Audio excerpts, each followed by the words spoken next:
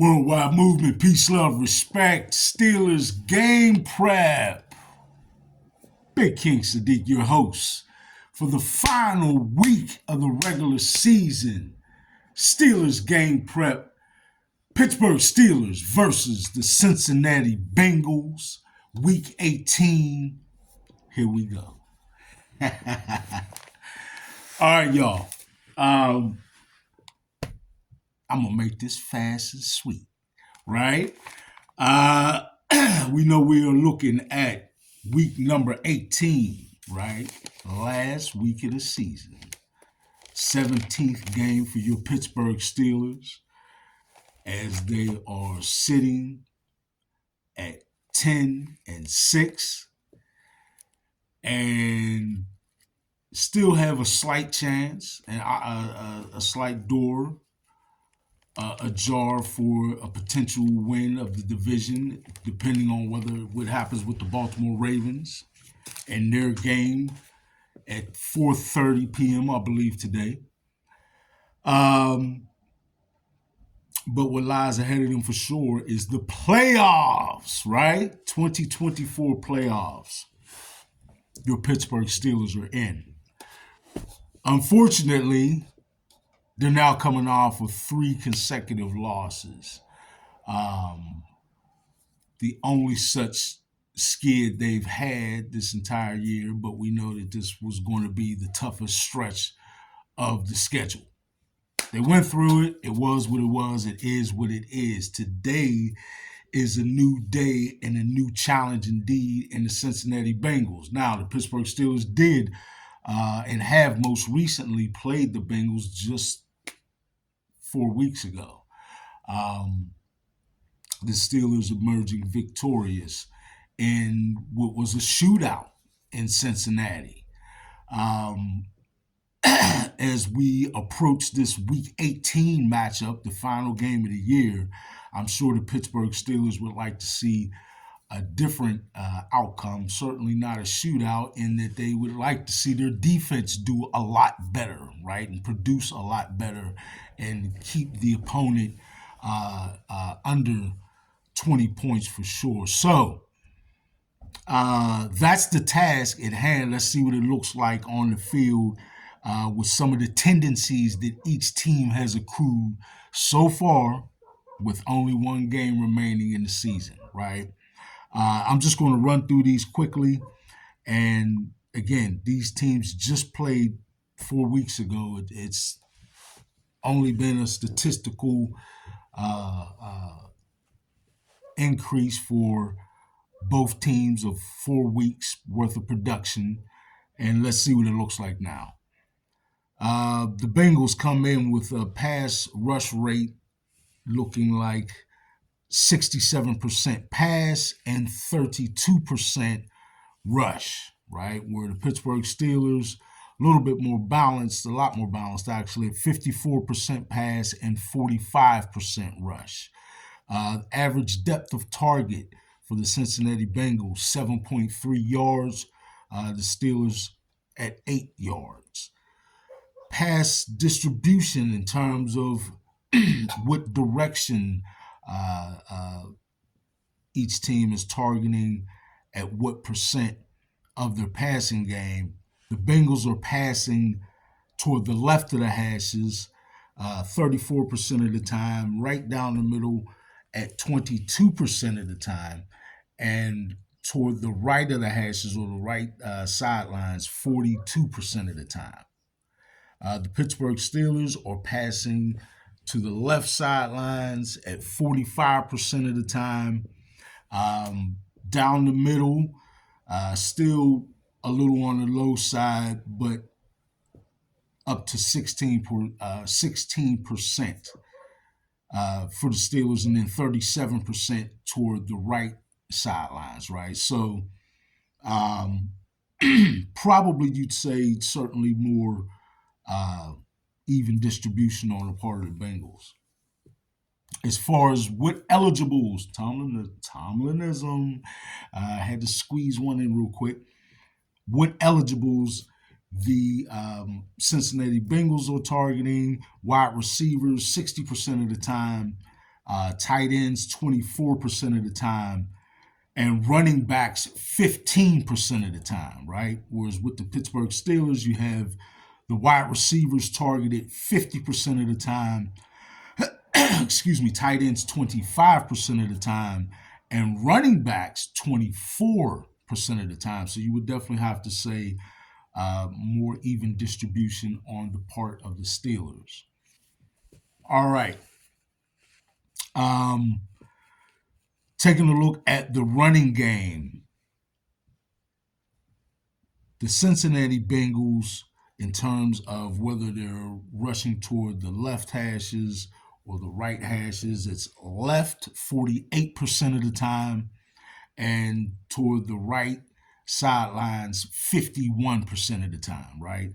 The Steelers, 53% of the time to the left and 46% of the time to the right. Excuse me. Now, I always say that this statistic is usually indicative of where each team feels strongest on their offensive line, right? The Cincinnati Bengals are really fairly even, but leaning a little bit toward the right. The Pittsburgh Steelers, the same can be said, with a little bit more of a lean to the left as opposed to the right. So fairly even distribution on the side of either team, but you see a little bit of favor in the offensive line lean. Are they leaning toward running that way a little bit more? It's left for the Steelers and right for the Bengals. All right, now let's take a look at the run gaps, how each team is actually attacking the line of scrimmage in the run game in terms of the gaps that they're using, right? And when we say gaps, we're talking about from the center to the guard to the tackle, and the tackle to the sidelines, right? Or around in the ends, we'll call it.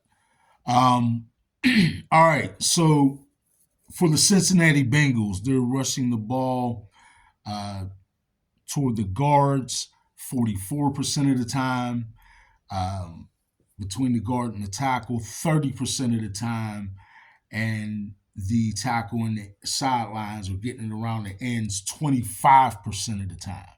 All right.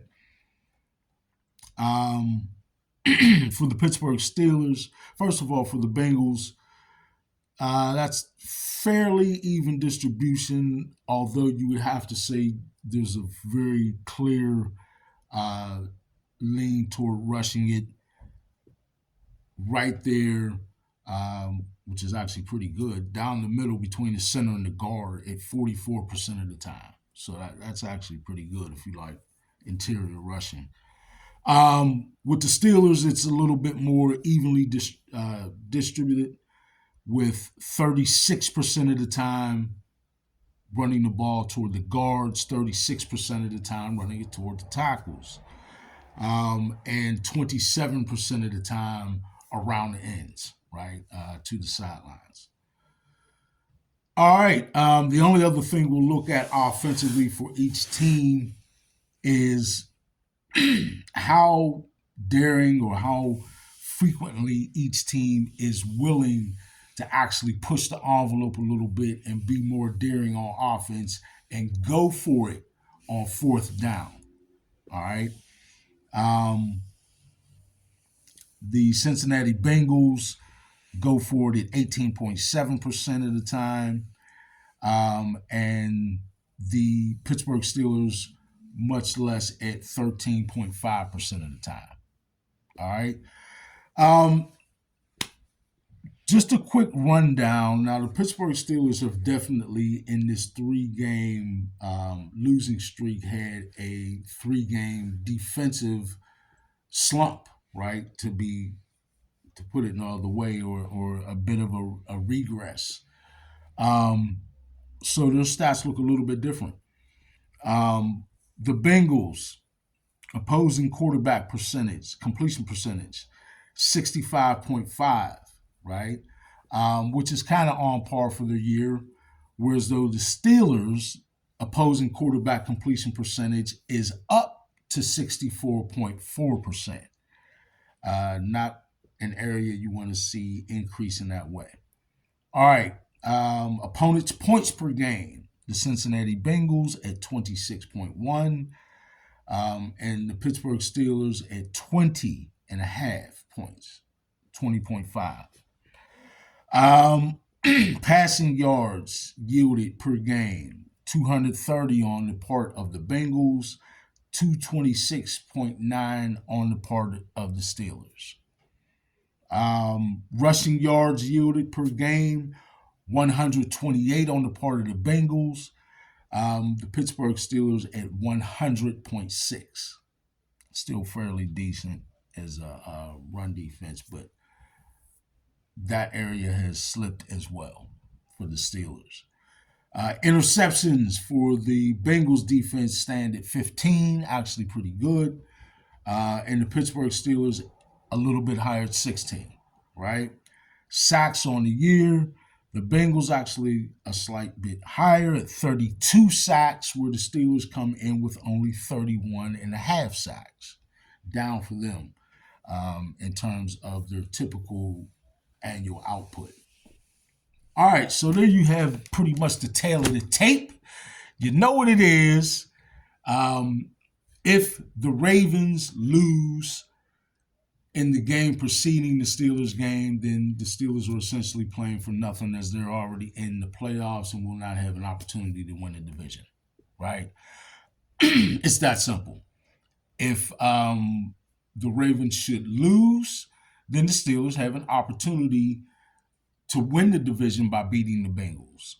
The Bengals, either way, are in desperation mode because they need that win, plus some help to get in the playoffs.